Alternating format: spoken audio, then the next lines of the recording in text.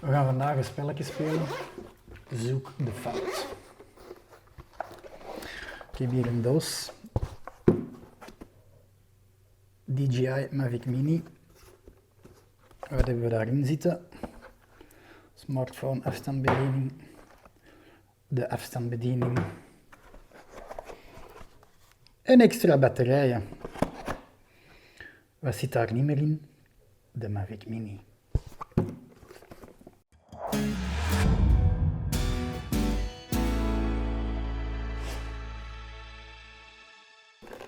Goedemorgen. Kleine anekdote gisteren. Toen ik met Line, mijn vriendin, op stap was in het land van Saftingen, even onze quick escape. Ik was wat beeldjes aan het maken met de Sony ZV-1, met een Insta360, met een Osmo Pocket. Allemaal mijn favoriete snapshot, video- en fototoestelletjes. En ik dacht, kom, ik zal mijn drone nog eens bovenhalen, dat is lang geleden. Er was redelijk wat wind en ik had mijn drone al uitgelaten, maar ik dacht, ik kan hem terug wegsteken. Er was ook ontzettend veel wind. Dus wij rustig verder wandelen, die honden vrolijk en blij. En dan was de wind precies gaan liggen en ik dacht, weet je wat, ik ga toch nog eens mijn kansje wagen. Mijn rugzak neer, drone er terug uit, alles opstarten, kalibreren. Take-off. En echt, ik denk na een nanoseconde had ik al door dat ik een serieuze inschattingsfout had gemaakt. Want die drone die ging omhoog en die dobberde gelijk een speer achteruit. Dus dat is niet dobberen, ook niet. Ja, ik dacht oké, veel wind, maar ik krijg dat wel rechtgezet. Ik heb al in slechtere omstandigheden gedroomd. In Portugal bijvoorbeeld heb ik sowieso rond Hunebedden gevlogen en was heel veel wind, maar dat bleek goed te werken. Dus ik dacht, ja, hier zal ik dat ook wel kunnen rechtzetten. Ik dacht dat, maar dat was niet. Dus die drone die bleef maar verder en verder naar achter wegdobberen. Waar dat die een over begon weg te drijven, dat was een natuurgebied, een overstromingsgebied, het land van Saftingen. Dat heeft heel veranderlijke getijden. Daar is heel, hoe zeggen ze dat, ja, drijfmodder of soort drijfzand. Dus dat is niet iets waar je zomaar in loopt. Ik kon op mijn scherm perfect zien waar dat die was, hoe ver dat die afdreef. Dus ik kon nog wel in de richting kijken, maar wat ik ook deed, ik kreeg dat niet terug tot bij mij. Return home, sportmode, weet ik veel wat allemaal, om kracht bij te zetten, om naar mij te kunnen vliegen tegen de wind in. Met een cirkeltje proberen naar mij te komen, dat was eigenlijk allemaal niet mogelijk. Al die functies, die werken natuurlijk niet als de natuurkrachten u tegen zijn. Over het hek gegaan, toch een stukje in het natuurgebied gegaan. Ik zat tot aan mijn knieën in de modder. Wat aan mijn knieën, dat is niet waar. Tot aan mijn enkels in de modder. Sorry, ik was even te ver in mijn verhaal.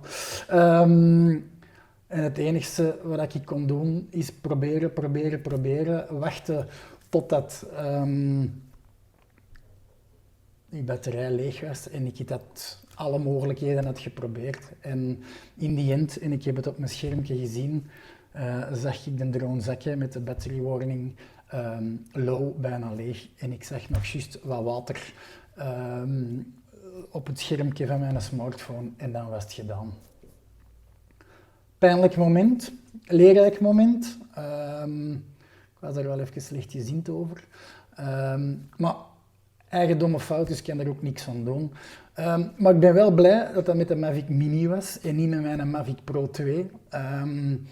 Ik heb die Mavic Mini gekocht om altijd mee te pakken op kleine uitstapjes, op wandeltochten of op plekken waar ik niet per se naartoe ga om te dronen of niet voor te werken. Die Mavic Pro 2, dat is puur voor werk. Had ik die bij gehad, misschien had je dat weer wel aangekunnen, misschien ook niet. Dan had ik een groter probleem gehad. Ik moet volgende week maandag een dronejob gaan doen en ik moet de komende weken in het buitenland speedboten gaan fotograferen en filmen met een drone.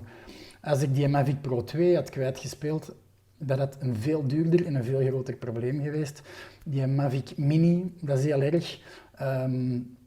Maar niet zo erg. Ik hoef die niet te vervangen.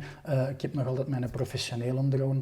En als ik hem vervang, kost het mij €300 aan het toestelletje.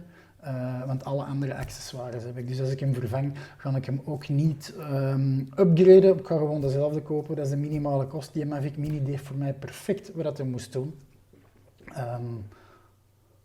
Ja, a lesson learned. En je kijkt altijd op YouTube naar filmpjes waar het fout loopt en je ziet dat wel, die mensen die in het water aan het zwemmen zijn, omdat ze zien dat een drone aan het gaat landen in het water.